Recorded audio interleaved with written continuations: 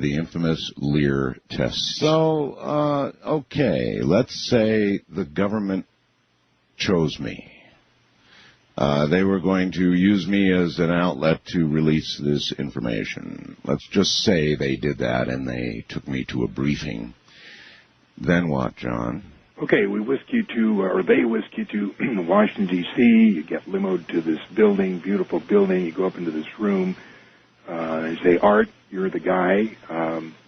If you give us the go-ahead, we're going to release everything we know to the public. And if you decide to go ahead, all major networks will be provided with information on all aspects of the cover-up.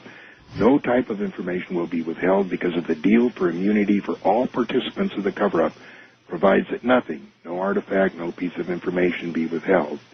So here's what happened, Art. And of course, this we'll use some videos and stills. Our first UFO recoveries were in the late 30s. We made a couple in the beginning of the 40s, and then came Roswell, which the public found out about. We got 2 live aliens from Roswell. One died shortly thereafter. One lived until 1956. And we found out that so far there are 18 different alien species that we know about monitoring Earth. Some are good, some are hostile. Most are indifferent. We found out that we are the experiment or product, if you will, of an alien race who we never met and really don't know who they are. All we know is that the Greys are cybernetic organisms, glorified robots, if you will, who work here at the behest of their employers, monitoring us through abductions.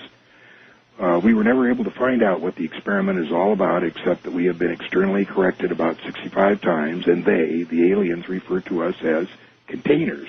There has been speculation that the souls our bodies contains is the reason for the experiment, but nothing has been proven or determined.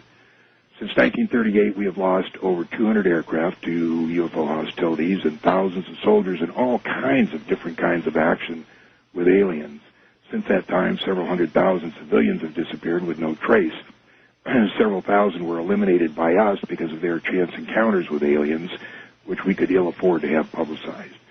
A slightly more frightening phenomenon known as human mutilations have occurred on a regular basis and are similar to the cattle mutilations in that the humans are taken from the street, so to speak, and returned to the same area about 45 minutes to an hour later, with their rectums cored out, their genitals removed, their eyes removed from their sockets, and completely drained of blood.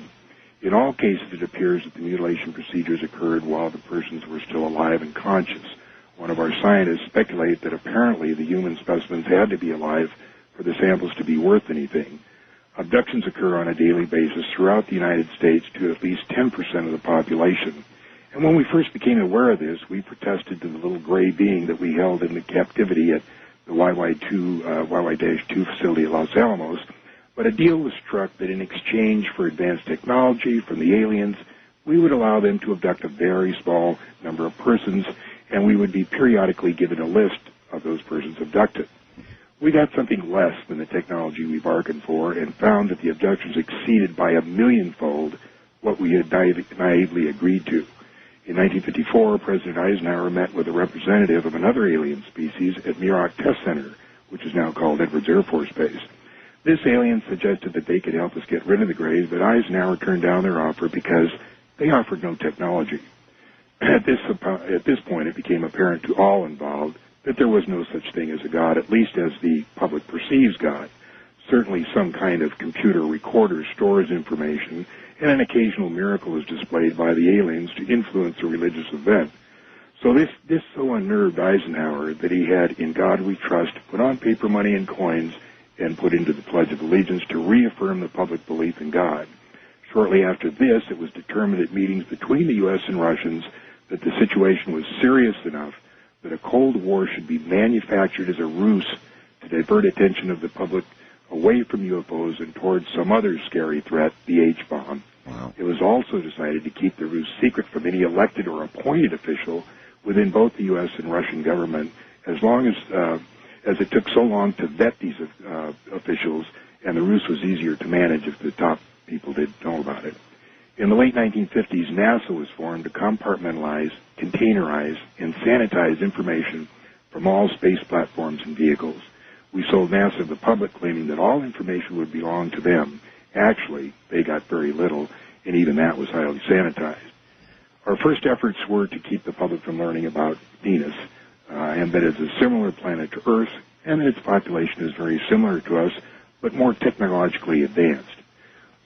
We had learned a lot from them. Starting with the Russian Venera 1 and U.S. Mariner 2, we made Venus look like a lead-melting volcanic surface spewing sulfuric acid into a pressurized atmosphere 90 times that of Earth.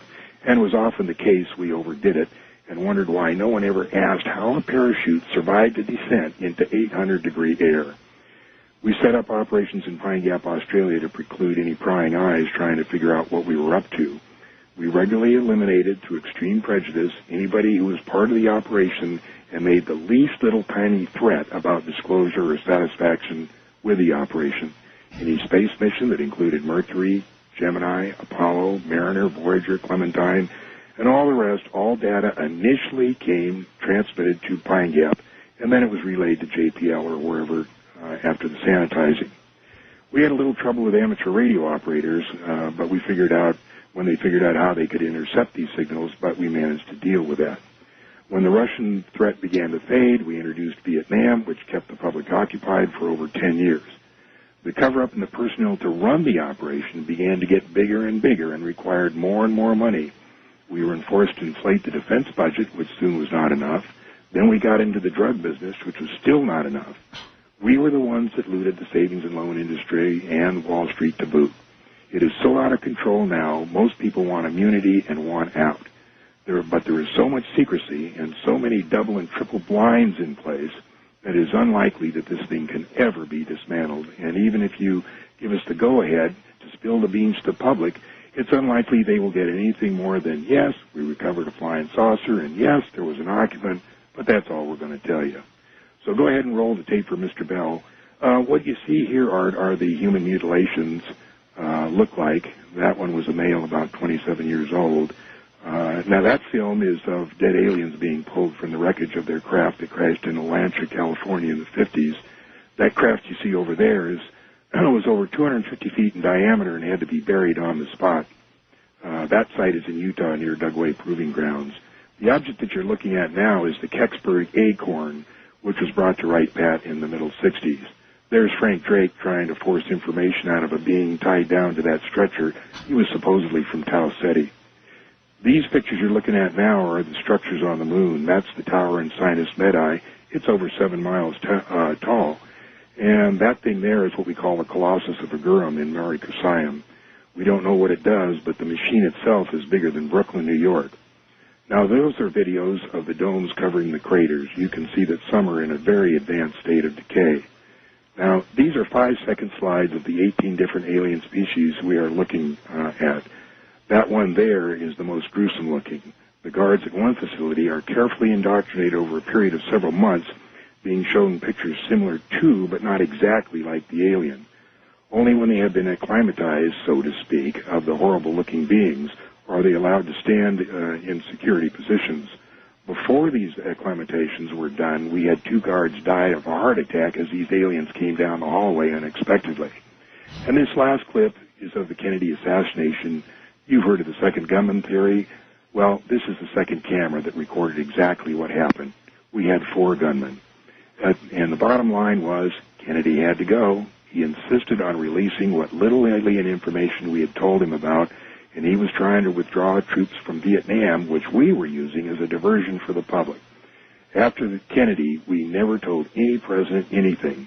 Nixon knew because he was briefed as VP in 1952. That's how he knew where to take Jackie Gleason to Homestead Air Force Base to see the alien bodies we had storage there. And that's about it. What say you, Art Bell? Can we brief the public, yay or nay? All right.